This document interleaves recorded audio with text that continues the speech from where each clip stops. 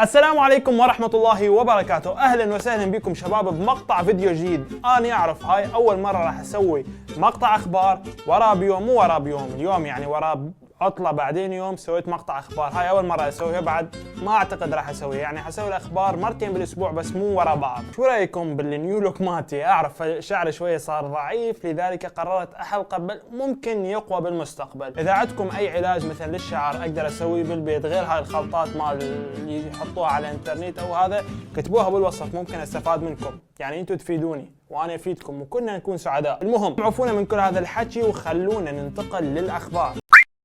الخبر الأول، مثل ما تعرفون بلاي ستيشن 4 برو تم إصداره رسميا بكل العالم، بس للأسف هذا الشيء ما راح يخليه أفضل من البلاي ستيشن العادي. وايد ألعاب تم تحديثها عن مود تتوافق ويا البلاي ستيشن 4 برو، لكن للأسف ما قدر يشتغل بالسلاسة المطلوبة. ال 4K صاير تعبان، صاير يقلج، السلاسة مال 60 اطار ما نشوفها بالالعاب اللي سوت باتش او تحديث للبلاي ستيشن 4 برو. فما اعرف هل السبب هو الخلل التقني، اكو ناس يقولون الاس اس دي او الهارد درايف بيه مشكله ما يتوافق ويا بلاي ستيشن 4 برو. اعتقد هذا الشيء راح يخلي اسهم بلاي ستيشن واسهم سوني تنخفض شويه بهاي الفتره، وراح ترفع من اسهم سكوربيو وقت الانطلاق، بس مو هاي السنه، السنه القادمه. الخبر الثاني، اللعبه اللي دمرونا بيها اللي انتشرت بسرعه، اللي صارت تقريبا كل امريكا تلعبها، لعبه بوكيمون جو، تم اصدارها بشكل رسمي بالشرق الاوسط. طبعا تم اصدارها بالامارات والبحرين وعمان وقطر. اعرف ممكن تسالني سؤال، هل تم اصدارها بالعراق؟ اقول لك لا يا حبيبي، احنا سوق عراقيه ما عندنا، فللاسف ما راح يقدرون يصدروا لك اياها العراق، بس يصير ممكن سوق عراقيه مثل ما يصير مثلا سوق عراقي بالبلاي ستيشن. اكيد راح يتم اصدار العاب وراح يكون لنا تطبيقاتنا الخاصه، بس هذا الشيء اعتقد يحتاج له سنه سنتين ثلاثه اكثر، يعني تقريبا بين السنه وثلاث سنين. الخبر الثالث، ويانا صاحب قناه ذا جيم ثيورست، اعتقد قناه مشهوره بها اكثر من 7.5 مليون مشترك، وانا اعتبرها واحده من افضل القنوات، لانه صاحب القناه مات انسان ذكي جدا. نزل على تويتر مالته فيديو قصير طوله تقريبا دقيقه واحده يحكي تجربته الاولى بالتواليت الياباني. طبعا مثل ما تشوفون بعض اللقطات من هذا الفيديو، راح اعطيكم رابط التويتر او التويتايه مال هذا الفيديو تقدرون تشوفوه من هناك، وشويه خلي اسوي لكم تفاعل للتويت. ما اعتقد واحد منكم ما عنده تويتر، بس ما حد يستخدمه لانه ما بتفاعل مثل الفيسبوك بالعراق.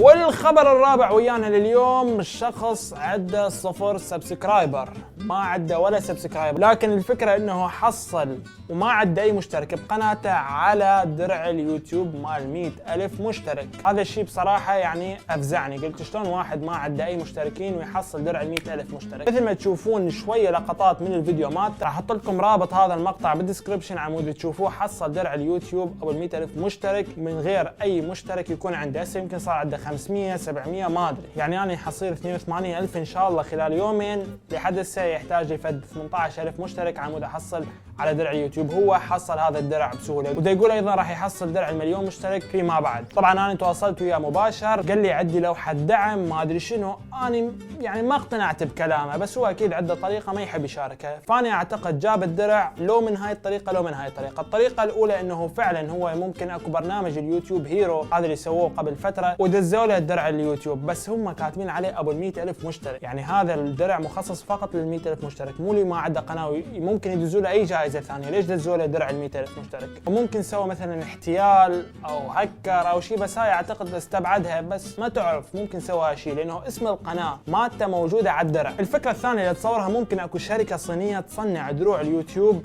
بسعر رخيص ب 10 دولار ب 20 دولار، مو فضه اصليه ولكن شكل او يطلوا لك المعدن مالتها مثل الفضه. ممكن تقول لي هسه اليوتيوب تحاسبهم تحاكمهم. اعتقد الشركات الصينيه ما تجري عليها القضاء الامريكي، مثلا لو شركه امريكيه وما ماخذه حقوق او الكوبي رايت مال اليوتيوب، ممكن يخلون القضاء يتفعل ويسوون عليهم دعوه ويدفعوهم ملايين من الدولارات. لكن اذا اكو شركه صينيه تصنع لك كوبي من درع اليوتيوب مال 100,000 مشترك والمليون مشترك، ما تعرف. فهاي كله خطر ببالي انه اكو شركه تقلد هذا الدرع وتدزه وما لها علاقه باليوتيوب. اليوتيوب ما تقدر تقاضيها لانه ما تخضع للقضاء الامريكي، وممكن فعلا عنده لوحه دعم او مسوي احتيال على اليوتيوب، انا ما اعرف بالضبط. اللي عنده اي معلومه يشاركنا بها يا شباب بالدسكربشن جوا.